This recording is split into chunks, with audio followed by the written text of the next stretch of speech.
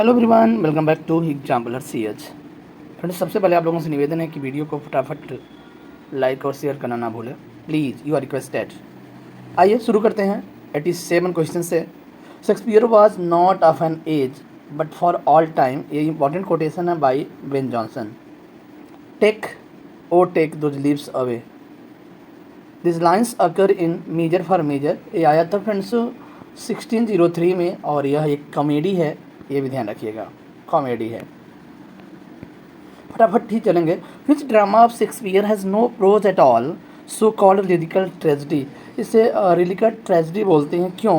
तो कह रहा है कि प्रोज नहीं है, सिर्फ पोएट्री है इसमें, ठीक है। तो रिचर्ड सेकेंड है बाई शेक्सपियर, ध्यान रखिएगा ये भी, no prose at all. Who commented on Shakespeare's comedies? Shakespeare has no heroes, he has only heroines। तो जॉन रस्किन है, जॉन रस्किन ने इस बात को बोला है। Who praised Shakespeare thus? Other abide our question, thou art free, we ask and ask, thou smilest and art still। ये भी मैथ्यू आर्नोल्ड की लाइन है, ध्यान रखिएगा।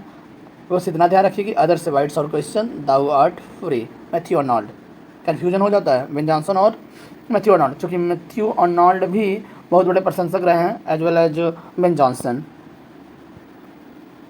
इन the opinion of critics the best work of Shakespeare's were written. तो कह रहे हैं कि आफ्टर 1603 यानी 1600 बाद के बाद जितने भी वर्क्स आए हैं वो सब बेस्ट रहे हैं।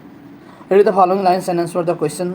ओ Julius Caesar, thou art mighty yet, the spirit walks abroad and turns an oversword in our proper external। what is the sense of this statement? पूछ रहा है इस स्टेटमेंट का सार क्या है।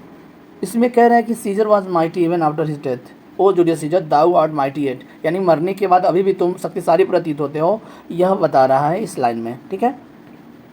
The fault dear Brutus is not in our stars but in the our self, that we are underlings. Cassius made this remark before Brutus because he was जीसस of growing power of Caesar. तो कह रहा है कि scissor के बढ़ते हुए शक्ति से यह जेलसी होता है, इसे फील होता है। ही वांटेड टू इंसाइट, उकसाने की कोशिश करता है ब्रूटस अगेंस्ट सीजर, यानी ब्रूटस को इंसाइट करता है, उकसाता है, किसके अगेंस्ट? सीजर के अगेंस्ट, ठीक है, जेलसी की वजह से। In Milton there is always an appearance of effort, in Shakespeare scarcely any. This remark has been made by Matthew Arnold.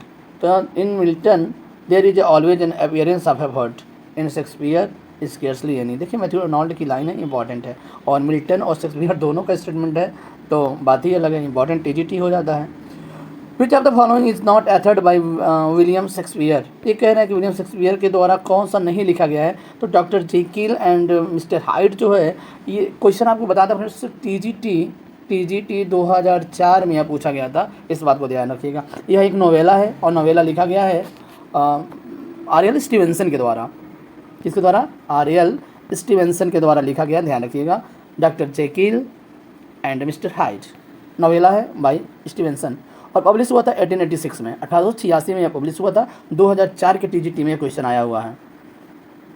The language used by Shakespeare in his dramas for the most part is. तो कह रहे हैं कि लगभग जितने भी dramas हैं black words में लिखे गए हैं। Shakespeare sonnets 1-1-6 so reenaction of. तो कह रहा है कि 126 से लेकर के किसको शो किया गया है, तो आपको बता दें यह शो किया गया personal relationship with a young rich patron, यानी एक यंग रिच पेट्रॉन के बारे में 1 से लेकर के 100, जिसको मिस्टर WH बोलते हैं, उन्हीं को यह शो किया गया है 1 से लेकर के 126। और उसके बाद जो डार्क लेडी थी उसके, और उसके बाद 2 है, एक देवता है क्यूपिड, उसके बट बेस्ट है सोनेट्स। आगे बढ़ते हैं। Julius Caesar falls in point of between. तो कह रहा है कि जूलियस सीजर जो है उसका फॉल्स होता है किसके बीच में? हिस्ट्रीज और ट्रेजिडी के बीच में, कि कोई पता ही नहीं लगा पाता है कि इसको इतिहास में रखें या दुखांत में रखें, यानी हिस्ट्रीज और ट्रेजिडी के बीच में यह फॉल हो जाता है। Who among the following was born first of all. तो चारों ऑप्शन रहेंगे TGT राइटर्स के, William Shakespeare, Milton, Wordsworth and John Galsworthy. तो सबसे पहले कौन पैदा हुआ था? तो विलियम शेक्सपियर आएगा, क्योंकि 1564 में ये पैदा हुए थे। Who wrote Lilies that festus smell for worse than weeds? Important line है, लिया गया है फ्रेंड्स शेक्सपियर के सोनेट नंबर 94 से। Lilies that festus smell for worse than weeds, sonnet number 94, और थर्ड क्वार्टरेन है थर्ड और अंतिम क्वाड्रेंट कहा जा सकता है शेक्सपियर के, ठीक है, याद आ रहा है ना, 3 quadrants and 1 copulate.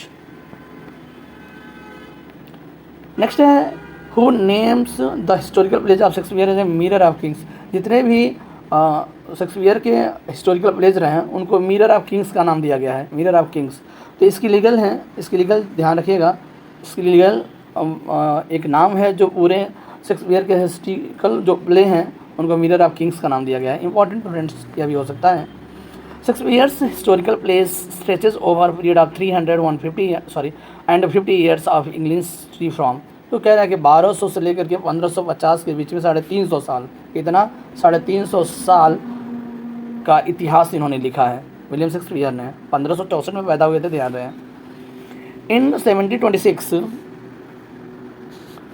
The liar, poet and pantomime deviser Lewis Theobald publish a scathing pamphlet called Shakespeare stored. तो कह रहा है कि 1726 में शेक्सपियर स्टोर्ड के नाम से एक पम्फलेट छपा था लेविस थीबॉल्ड के द्वारा। तो ध्यान रखिएगा, यह भी एक इम्पॉर्टेंट है।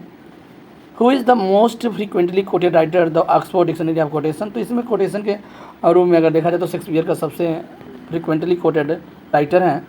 Shakespeare acted in Ben Jonson's Everyman in his armour and Sejanus his fall.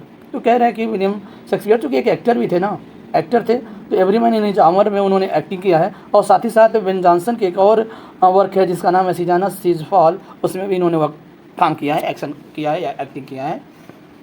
The London public play house were repeatedly close during the extended outbreaks of the plague for a total of 6 months closure between May 1603 to 1610, यानी 1603 से लेकर के 1610 के बीच में के बीच में play के दौरान बंद था लंदन में theatres. Shakespeare was buried in the chancel of the Holy Trinity church 2 days after death. तो कह रहा है उनके मृत्यु के 2 दिन बाद उन्हें दफनाया गया था।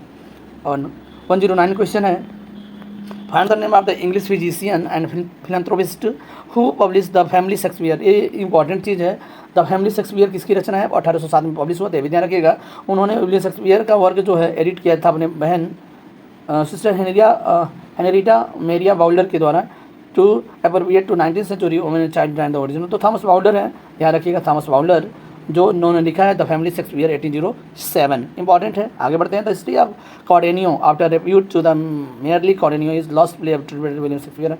कहा जाता है कि कॉर्डेनियो भी एक प्ले था जो जिसमें कोलैबोरेशन किए थे जॉन फ्लेचर और शेक्सपियर, लेकिन वो लास्ट प्ले माना जाता है। लास्ट प्ले समझ रहे ना, खो गया है ये कॉर्डेनियो, लेकिन शेक्सपियर तथा जॉन फ्लेचर का कोलैबोरेशन किया गया है, प्ले था कॉर्डेनियो, लेकिन ये मिला नहीं, लॉस्ट हो गया।